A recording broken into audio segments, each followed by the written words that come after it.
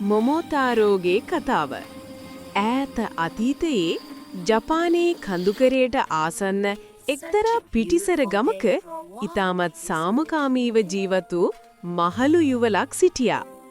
දිනක් මේ මහලු කාන්තාවට ගඟේ පාවී එන ඊටා විශාල පීච් ගෙඩියක් දැකගන්නට ලැබුණා.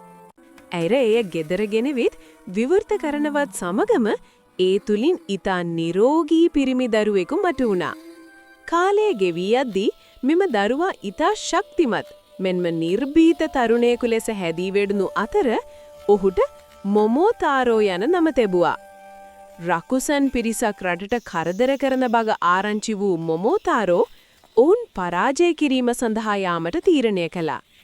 ඔහුගේ ගමනේදී මුණ ගැසුණු බල්ලෙකු, වඳුරෙකු සහ පක්ෂියෙකු සමග එක් වී ඔහු මුහුද තරණය කර රකුසන් ජීවත් වූ දූපත වෙත ළඟා වුණා.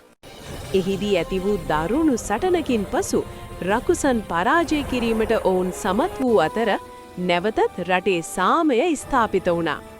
අවසානයේ මොමෝතාරෝ මුළු ගමටම සතුට සහ ආරක්ෂාව උදා කර දෙමින් වීරයෙකු ලෙස නැවත තම නිවස බලා පැමිණියා.